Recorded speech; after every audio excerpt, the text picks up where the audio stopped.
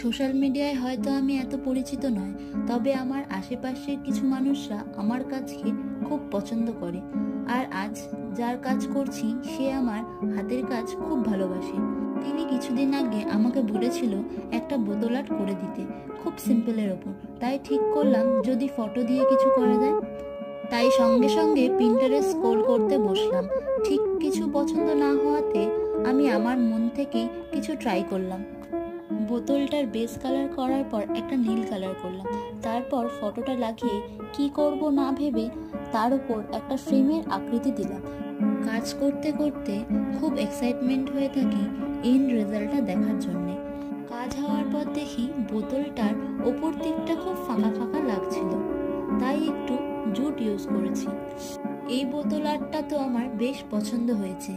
এবার তাহলে তোমরা বলো তোমাদের কেমন লাগছে।